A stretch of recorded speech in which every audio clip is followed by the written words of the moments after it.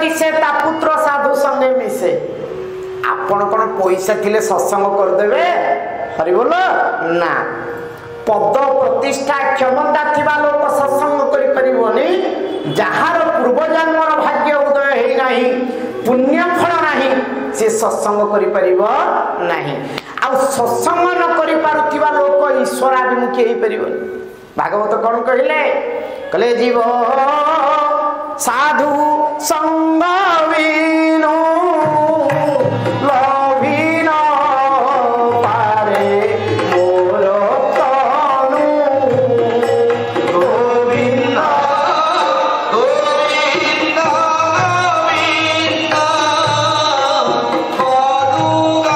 पदुगालुछि मकर कले जीव साधु संग विनु जी सत्संग करी नाही साधु संग करी नाही सी केबे हेले मोर सानिध्य प्राप्त करि परिबो नाही आउ आपण जानंती भागवत तो वर्णना हेचंती केवल भक्त भगवान को खोजे ना भगवान मध्य भक्त को झुरंती उदाहरण गतकाली कहिथिली भागवत को जी आत्मस्थ करिचंती तीन जण नारी को चरित्र गतकाली हम आलोचना करथिले आज आलोचना करिबा तीन जण पुरुषों कथा भागवत को आत्मस्थ करिचंती ए संसार रो दुख तांकु तिले मात्र अस्तव्यस्त करू नाही भक्तर सबठार बड़ लाभ कोन जीवन रे विपत्ति आसीबो किंतु से विपत्ति को संपत्ति बोली विचार करी जे ताकू आलिंगन करी देला से विपत्ति ताकू केबे अधिक दुखी करि परिबो नाही उदाहरण थरे स्वामी रामकृष्ण परमहंस को कुआ गला शेष बेलू तांकर गला कर्कट हो गला कैंसर हो गला भक्त माने आसिकरी मन दुख में कहले स्वामी जी आपण माँ काली को जहा मागुचंती से अकातर रे दउची आपणकर एड़े बड़ दुरारोग्य व्याधि माँ को कहले टिके भल कर दियंतानी आमे हिथिले तो पूजा छाड़ दे थांते ना नहीं आमे कहि थांते जीवन जाक एते पूजा करली प्रभु शेष रे एई दुख आमे विचलित होई थांते अर्थ आम भक्तिटा पक्का हेई नहीं किंतु स्वामी रामकृष्ण परमहंस कौन कहिथिबे कहले हे भक्त माने हे शिष्य माने तमे कौन भाबुच माँ मते रोग देकिरी मते अभिशाप देइची मो प्रति अकृतज्ञ हेची कहले आउ कहले माँ मते दया करी रोग देइची ना माने ना मनीष भगवान हेले मध्य कर्म फल भोग करिबा पई बाध्य भगवती गीता रे कहिचंती लिखिचंती इठी आपण माने कांथरे कर्मण्ये बाधिकारस्तु माँ फले सुखदाचन आ ओडिया साहित्य को रुधिमंत कला बेले आउरी बढ़िया कथा कहिचंती कोन कर्म दोष नोड़ राजा एठी गोड़ा पाई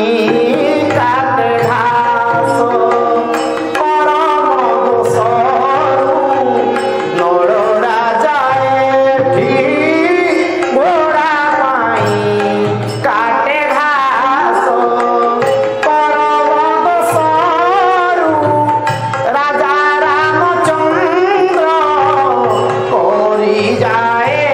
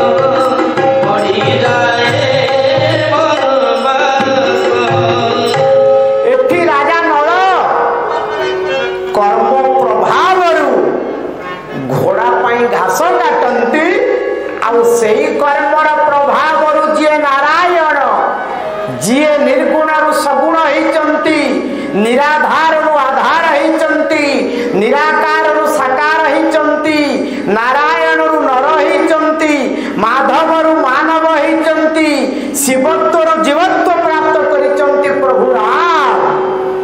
सी राति पाई राजा ही थांते किंतु 14 वर्ष पाई से वनगमन करुचंती जदि ईश्वर कर्मर फल भोग करिवे ताले मनीष पाई केमिति छाड़ हबो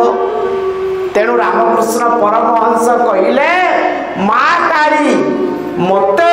कृपा करी मोर प्रारब्ध गुड़ाक ए जन्म रे सारी दउची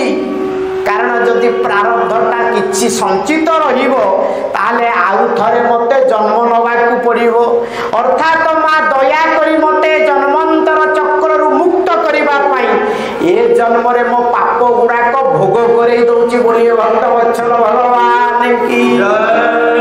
ये होची भक्तर लक्षण भक्त कोन कहिबो मुहि नरके वास करिले जदि तुम भद्रुपति सेहि नरके वास दियंतु आहे मो प्राणपति गोविंद गोविंद गोविंद राधे गोविंद भज गोविंद गोविंद गोविंद राधे गोविंद भज भक्त कहब प्रभु मु नरक रहिले जदि आपण को आनंद मिलुची ताहाले मते सही नरक दरकार प्रभु जदि मु दुख पाइले आपण सुखी हेबे ताहाले प्रभु मते से दुख दरकार मते सुख दरकार नाही ये होची भक्तर लक्षण एवं एई कथा रामकृष्ण परमहंस कहले माँ मते कृपा करी दुख देइची तेणु माँ प्रति मु कृतज्ञ भाव प्रकट करुची कथा किए कहब ना जी भागवत को आत्मस्थ करिची बुझीची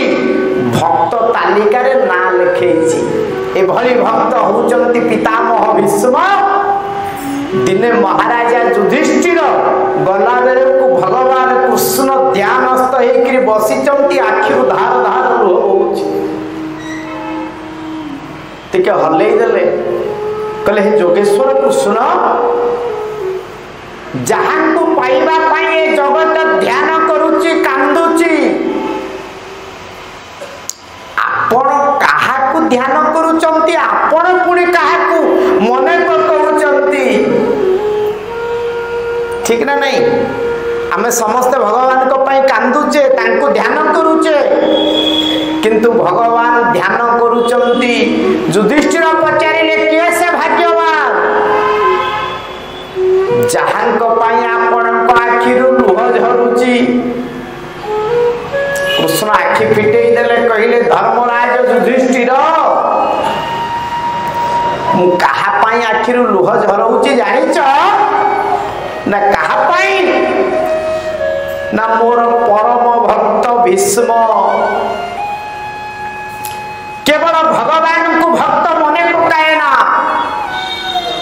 बिना भक्त रे भगवान को स्थिति किछि दुनिया रे नाही सेति पाई तो भागवत कार कहिले संस्कृत भागवत रे कहिले कहले मु कहा पाई लीला करूची प्रभु को पचरा गला कहले लीला कहा पाई कहले मत भक्त विनोदार्थे करोमि विविध क्रिया संस्कृत भागवत रे कहउचंती कहले भक्त को विनोद अर्थात आनंद दबा पाई मु विभिन्न प्रकार रो लीला को संपादन करूची ओडिया भागवत रे कहिले कहले दुर्जय देह